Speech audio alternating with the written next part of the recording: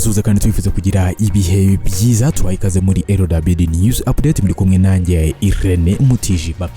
Turi ku itariki 5 z'ukwezi kwa gatandatu 2025, tukaba tugiye kubabwira imwe mu bikorwa by'ingenzi byabaye kuri uyu munsi. Ntabwo tuza kujya kure, turaza kujya mu Karere ka Kayonza, aho kuri uyu munsi hatangijwe imurikabikorwa ryateguwe n'ihuriro ry'abafatanyabikorwa 47 b'Akarere ka Kayonza, ikizwe nka JADF Kayonza.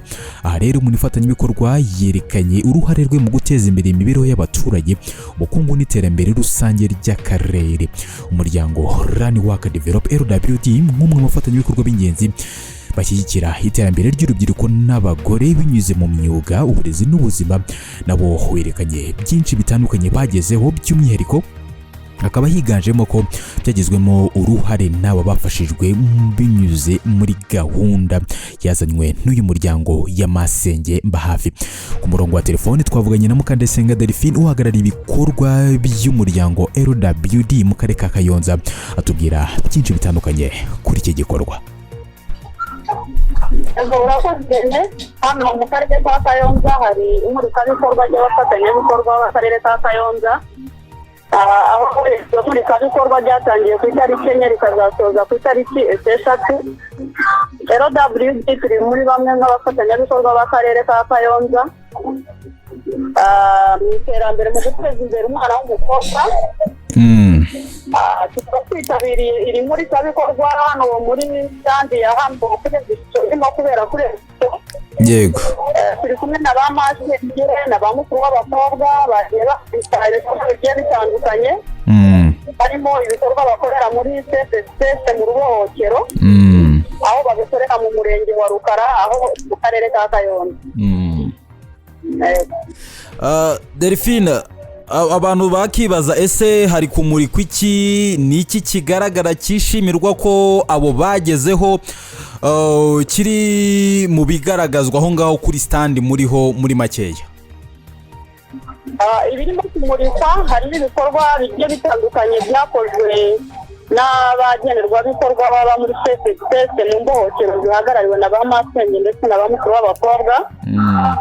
Muri ibyo ngibyo barimo baramurika imitako igiye itandukanye bagiye bakora, imitako ishobora kwifashishwa mu makwe, ishobora kwifashishwa mu kumanika mu nzu, harimo ibiseke, harimo imitako igiye itandukanye ya Kinyarwanda. Byose ni ibikorwa byagiye bikorwa n'abagenerwabikorwa ba LWD. Usibye ibyo bari kumurika, wenda nashaka kumva impumeko n'umwuka uhari ku bantu batandukanye barimo baragerageza kugenda basura ndetse bakagera no kuri stand ya LWD. Imbamutima zabo, abo mwabashe kuganira nabo babegera, wabonye bafata gute ibyo bikorwa bari kubona byagezweho n'urwo rubyiruko rwagiye rufashwa binyuze muri safe space zitandukanye, ndetse bakaba ari byinshi bamaje kuba bagera, byifashe gute? Wakoze cyane Irene, bagiye bagusura kuri stand bagiye batandukanye. Abo bashyitsi bagiye bishimira cyane cyane uruhare rwa Masenge, gahunda ya Masenge itanga mu Karere ka Kayonza mu kugabanya imburagihe ziterwa abana b'abangavu, aho bagiye bagaragarizwa yuko iyo gahunda ya Masenge ndetse yagiye igira uruhare mu kugabanya imirire mibi ku bana bo mu Karere ka Kayonza, cyane cyane mu murenge wa Rukara, aho bagaragarijwe yuko iyo gahunda yakorewe yakozwe yifashishijwe igikoni cya Masenge ku mudugudu. Delphine, twakiriwe neza cyane, kandi abantu bagiye badusura bose bagiye bishimira ibikorwa LWD ikora muri gahunda ya CSS, bashima n'uruhare rwa Masenge agira ndetse na mukuru w'abakobwa mu iterambere ry'urubyiruko. Delphine, tugana ku musozo, ngira ngo muri aka kanya umuntu yakibaza wenda niba hari ubutumwa bw'ingenzi kuri stand ya LWD buri kwatangirwa by'umwihariko. Hano kuri stand ya LWD harimo haratangwa ubutumwa bugiye butandukanye, cyane cyane urubyiruko rusobanurirwa uburyo bwo kwirinda inda zitateganyijwe ziterwa abana b'abangavu, kwirinda virusi itera sida, ndetse no kwihangira umurimo binyuze mu matsinda, nk'uko twagiye tubigaragaza kuri stand yacu, uburyo urubyiruko rwagiye rwibumbira mu matsinda rugakora rugamije guteza imbere. urakoze cyane Delphine, reka tubifurize gukomeza mugira ibihe byiza, murakoze cyane. yego urakoze cyane Rene.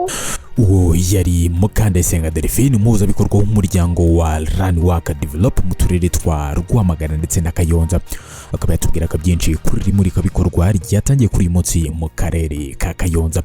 Reka munyemerere naha dusubikira amwe mu makuru yaragezweho by'umwihariko mu bikorwa bya RWD ibirimo umunsi ku wundi. Tuze kunyemera tuze gusubira mu nyuma n'ibindi bikorwa bigiye bitandukanye, ka tubifurize kugira umugisha ndetse n'amahoro y'Imana mu byo mukora byose. Kuri mikoro mwari kumwe nanjye Irene Mutijima, amahoro y'Imana akomeze kugenda abana namwe. Shalom.